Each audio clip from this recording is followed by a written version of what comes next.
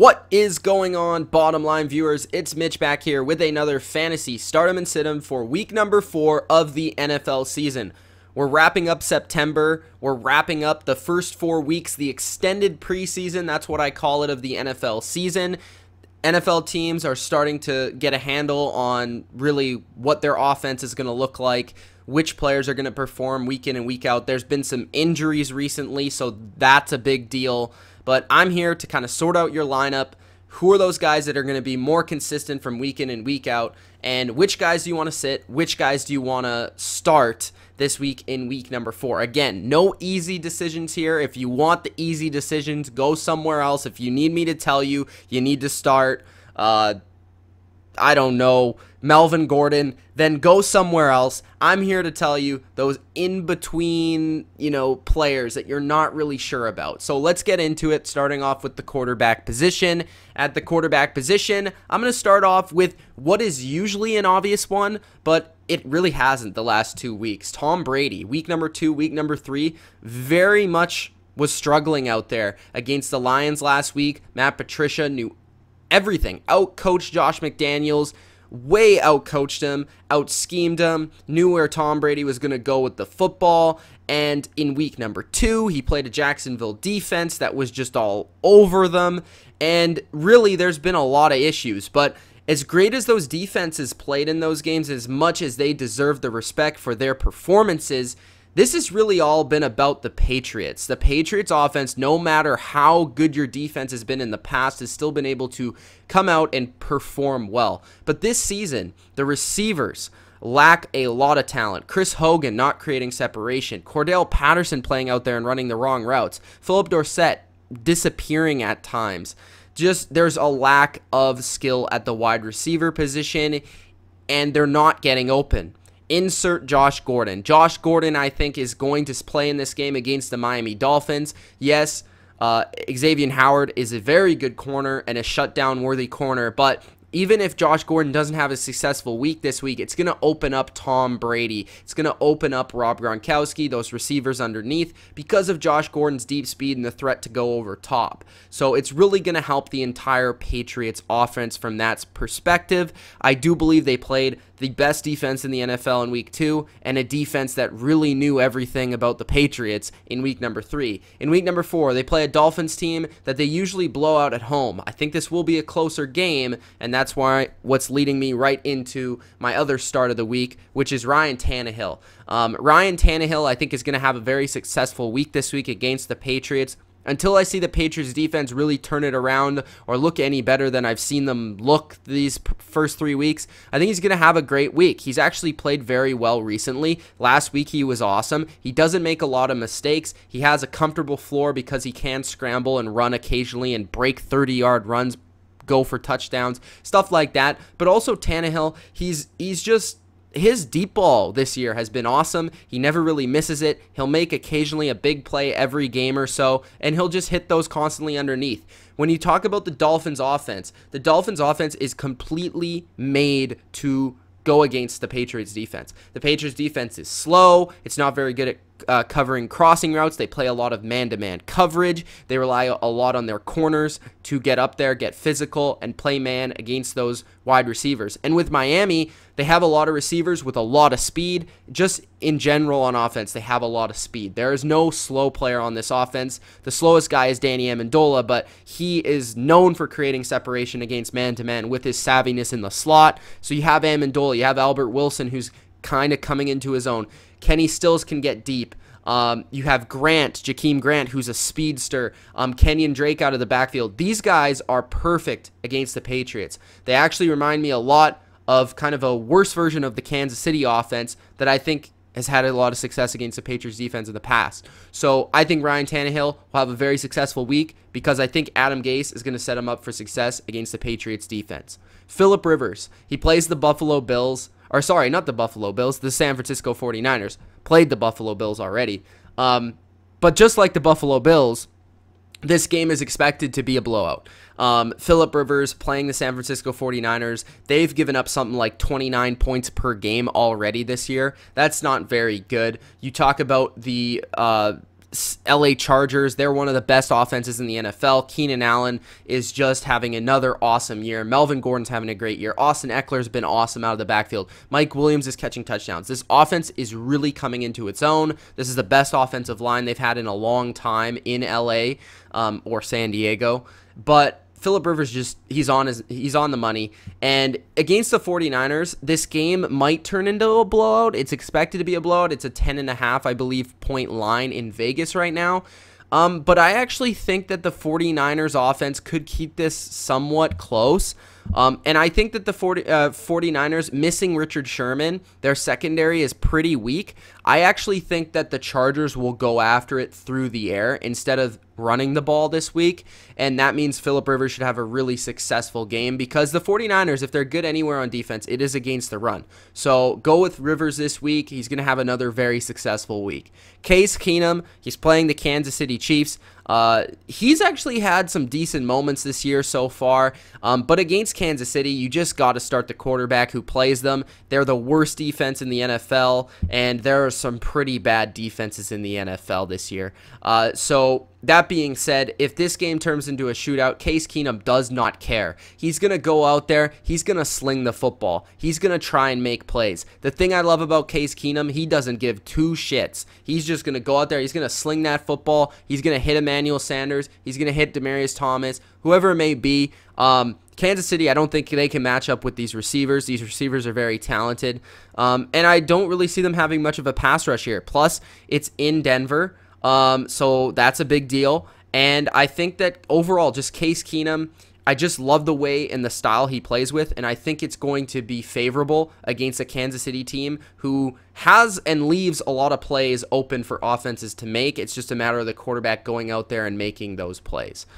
Eli Manning. Eli Manning, I'm not, usually a huge guy on Eli Manning, but against the New Orleans Saints defense that has been really terrible as well, especially on the road, the Saints are, Eli should really feast against this secondary. OBJ is pretty much uncoverable, so it doesn't matter who plays against him. Sterling Shepard should have an awesome matchup in this game, as the Saints corners have really struggled, especially their second and third and their secondary corners. Their pass rush has been below average. Cameron Jordan is a good player, but I'm sure they'll find a way to slow him down a little bit. Yes, you got to worry always about the offensive line of the Giants, but all the weapons he has at his disposal, I believe Eli Manning will get this done. He had a really nice week last week, a lot of short passes, screen game should get going, and if this turns into a shootout with Drew Brees, you gotta start Eli. He's just gonna go out there, and even if it's garbage points, he's gonna get you garbage points. If it's a close game, he's gonna put up just normal points for you. So that's good. Eli Manning against the New Orleans defense that I just don't think is very good. Definitely start him. Quarterback sits. Ryan Fitzpatrick. Ryan Fitzpatrick was awesome last week and has been this year. He had a really sketchy first half against the Pittsburgh Steelers, and I think that's going to be probably the whole game this week. I could see Fitzpatrick coming back down to earth this week against a very good Bears defense. Bears defense have probably the second or third best defense in the NFL right now, and in Chicago, tough place to play, the Windy City. Fitzpatrick, yes, he has a lot of targets out there between Mike Evans, Godwin, Deshaun Jackson, O.J. Howard. It's going to be tough for the Bears to cover all those players, no doubt about it. But just the way the Bears pass rush is getting after it, you saw how the Steelers were able to beat up Fitzpatrick, especially in that first half, get a couple sacks in that game. I think that's going to be similar to the Bears, but I think the Bears are going to be relentless with the rush. They don't give up a lot of yards like the Steelers do, and I think Fitzpatrick may throw an interception or two in this game. So I would be kind of aware of Fitzpatrick. If you have a better guy to go with him. I don't really love him this week against a solid Bears defense, and I expect that game to be very low scoring, which maybe will make Fitzpatrick a little bit more conservative in this matchup. Derek Carr, he plays the Cleveland Browns, and I know this is crazy to say, but the Cleveland Browns defense is definitely top 10 in the NFL right now. They have an awesome pass rush. Their linebackers are very solid. Secondary has improved a ton. And really overall, if you look at the matchups, I don't see the the Raiders completely dominating the offensive line and the line of scrimmage. Usually when the Raiders do have success, they can dominate the line of scrimmage and go from there, and Derek Carr has time to throw. I think the Cleveland Browns will get after Carr a little bit in this game. Amari Cooper's been invisible, and I don't think that's going to change against Denzel Ward. Jared Cook will be his primary option probably in this game against some weak safeties of the Browns, but I just don't see it. Carr has not looked great this year, and even when he has looked his best, he's not been putting up a lot of fantasy points.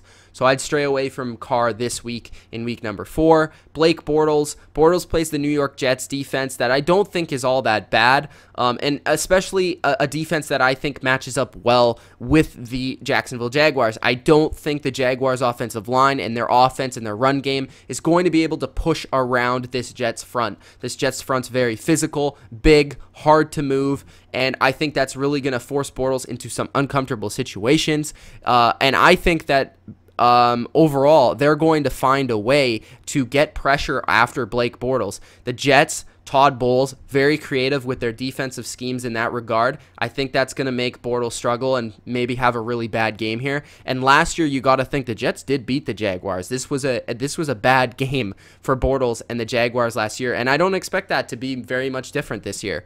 Dak Prescott. Prescott plays the Lions. Yeah, the Lions defense isn't the prettiest on paper, but it had a very successful game against the Patriots. And when you look at the Patriots roster right now, as it currently is, against the Dallas offense, I mean, they're very similar in terms of skill talent at the receiver position. I think the Lions, they'll put Darius Slay on whoever they really want to out of those receivers, focus on the primary guy.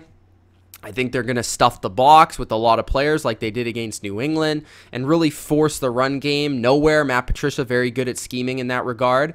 And I think that Dak Prescott's going to struggle to throw the ball in this game. I know the Lions defense doesn't have the most talent in the world, but they're pretty fast. They have a couple of pretty good players in the back end. And I just think they're going to force that run game and primarily stop that run game, and then they don't have the receivers to really threaten you on the outside. So I think the Lions, they're going to have a nice game plan going in this game defensively, and I just don't see Dak Prescott having a ton of success unless Tavon Austin breaks another like 80-yard touchdown.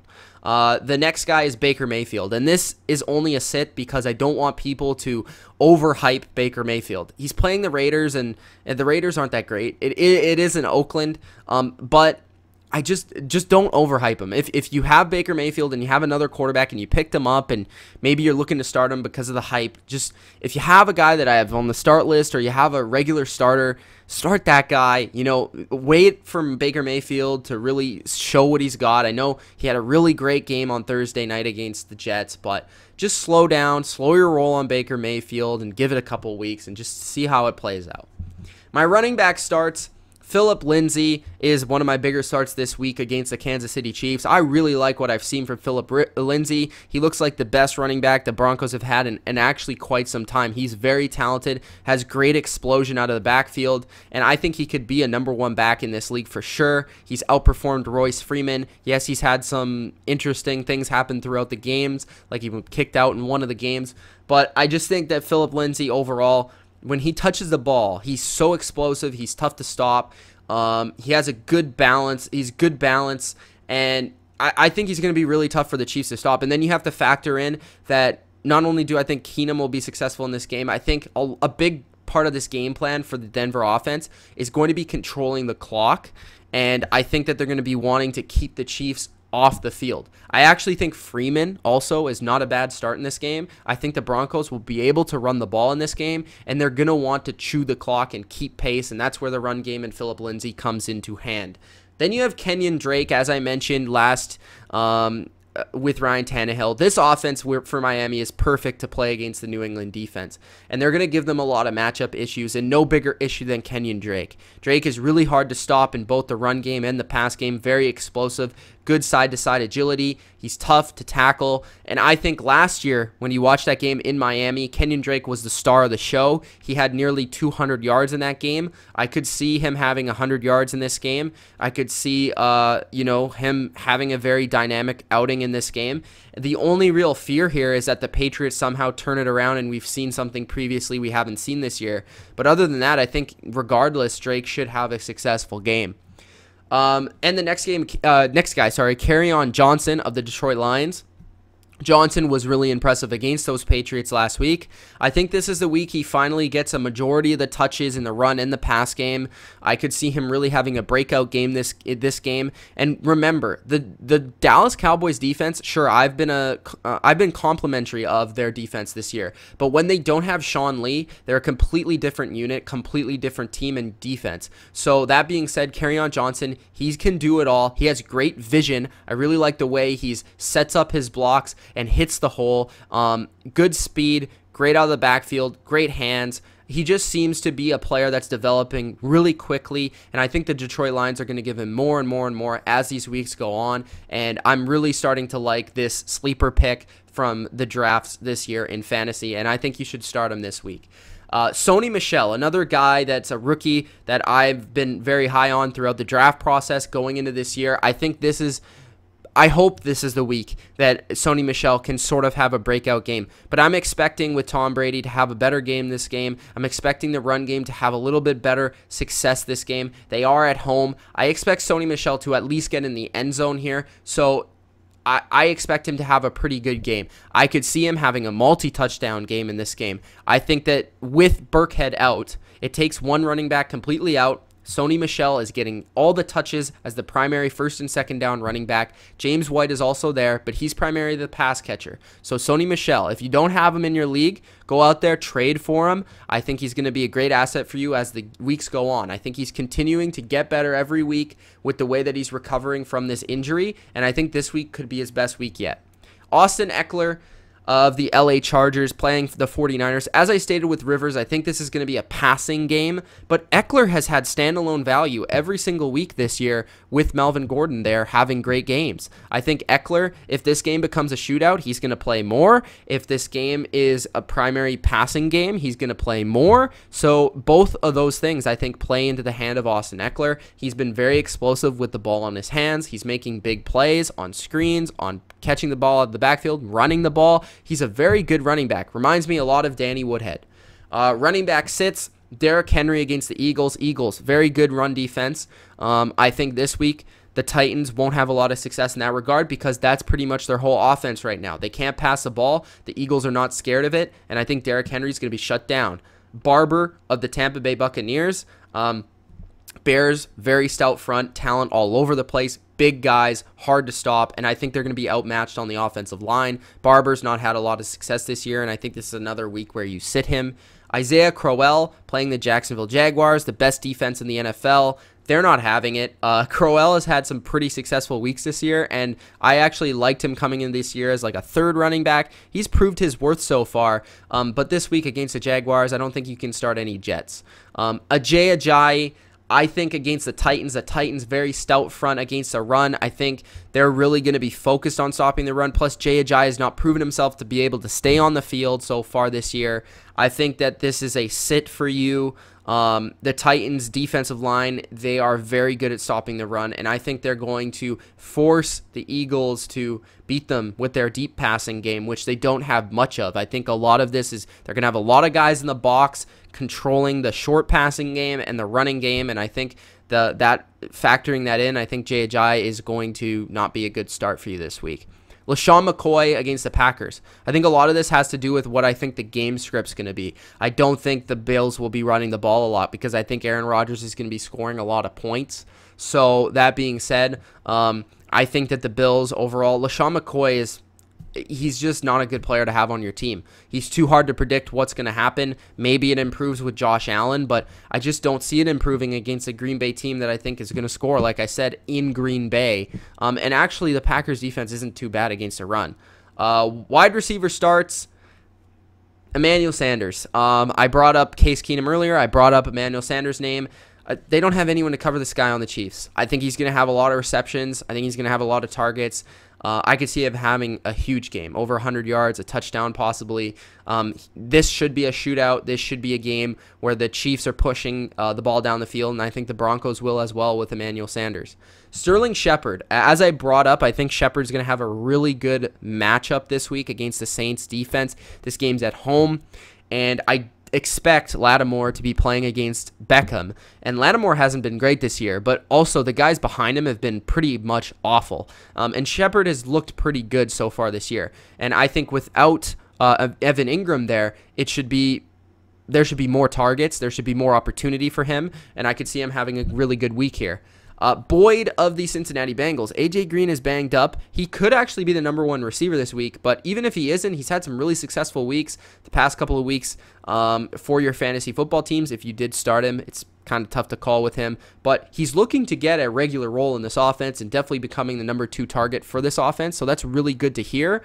And if AJ Green's definitely not there, he's certainly a start. If he is there, Atlanta defense that's giving up a lot of big plays, a lot of yards so far, I think he's a start regardless. Geronimo Allison, as I brought up with Aaron Rodgers, I think they're going to score a lot of points for the Packers. Allison's making some big plays, scoring touchdowns out there, and I think he's outperforming Randall Cobb, and I think Rodgers realizes that, and I think he's going to make a couple big plays against the Bills this week. Michael Crabtree, Steelers have been bad overall on defense, but their corners can't cover. Michael Crabtree's the go-to guy for Joe Flacco so far. I could see him getting in the end zone in this game. I actually expect this game to be higher scoring than people expect. And I think Crabtree has been a target monster so far this year, and I think that continues in this game. Wide receiver sits, Tyler Lockett. The biggest reason he's playing Patrick Peterson. I don't really need to see more than that. He has been better in games that I didn't really expect him to be great in. But Lockett has played really well this week. Two things to remember, Patrick Peterson and Doug Baldwin's also playing this week. Quincy ENUNWA, he's playing the Jaguars. That's pretty much it. I don't need to say any more than that. He's a really good guy to have on your team, just not against the Jaguars. Deshaun Jackson, I don't see him having a lot of deep success against the Bears this week. As I said, I don't think Fitzpatrick is going to have a great game. I think he's going to come back down to earth. Plus, I think Bryce Callahan, the corner for the Bears, with a lot of speed, is a very good matchup for Deshaun Jackson's speed as well. Amari Cooper, he's playing against Denzel Ward in the Cleveland Brown defense. He's just been invisible. He's had one game this year where he played pretty well. The other two games, he's pretty much done nothing for you, and I'm probably leaning on the side where he does more nothing. So overall, Amari Cooper, again, another disappointment this year in fantasy football so far. Maybe he can turn it around, but it's just not working for him, and I don't know. They might have to get rid of him. Goodwin, Marquise Goodwin of the San Francisco 49ers. Without Jimmy Garoppolo there, don't expect CJ Beathard to be throwing the ball down the field. Just don't expect it. He's going to throw screens. He's going to throw throws to Kyle Juszczyk, Matt Breida, maybe the tight end, Kittle, but don't expect the ball going down the field, especially against Casey Hayward or anybody like that. So I'd sit Goodwin, and probably until we see him have success with CJ Beathard at quarterback. That sucks that Jimmy is out. Tight end starts, Tyler Eifert. Against Atlanta, they have no safeties left. They have both of their safeties are injured. That being said, I think Tyler Eifert should be able to eat up the middle of the field. Plus, Deion Jones has also gone on an IR. So Tyler Eifert should have a nice, successful game in the middle of the field against the Atlanta Falcons, who have looked pretty bad. And Ben Watson actually had a decent game last week. Trey Burton. This week he's playing Tampa Bay, and the tight ends for both Pittsburgh and other teams have had a lot of success against this team. And yeah, Trey Burton hasn't been great this year, but he's been a little bit more involved every single week, and I think that's what they're trying to do. And I think also Matt Nagy getting him more involved means that Mitch Trubisky, just safer throws, safer options. I think Trey Burton is going to have a nice game here, and I might even get in the end zone in this game. We'll see, but I think he's just getting more and more involved, which is a really nice sign if you're a Trey Burton owner. Antonio Gates. If you're desperate for a tight end, he's been more and more involved every week of this season. If this game does become a blowout, that's when you start to worry about Antonio Gates, because they'll probably sit him because he's old and they only need him for important plays. But I could see him scoring a touchdown in this game. They really want to get him touchdowns, obviously, for the record book. And I could see Antonio Gates having a touchdown in this game. So if you're on the fringe of you don't really have a tight end, you're looking to pick someone up or something like that, Antonio Gates isn't a bad start for you. Jared Cook, he should be the primary target in this game against the Browns defense. They don't have any real great cover linebackers, and their safeties are pretty poor. That's their weakness of their defense. I expect Jared Cook to have a decent game here and at least probably lead the team in receptions. David Njoku, this is an interesting start. He hasn't been great so far this year, but with Baker Mayfield in preseason, he was really, really successful. So that's an interesting thing to look out for. David Njoku could be pretty good this week against the Oakland Raiders, a team that lacks safeties, lacks linebackers, and I think we'll have a tough job matching up with David Njoku this week. So hope you guys enjoyed this video of the starts and sits for week number 4 of the fantasy football and NFL season. If you did, hit the like button, subscribe for more fantasy and NFL on the Bottom Line View. And if you did enjoy, you know, just keep it locked here on the Bottom Line View, man. We do news videos, breaking news videos. We do live reactions. We do fantasy start and sits like this.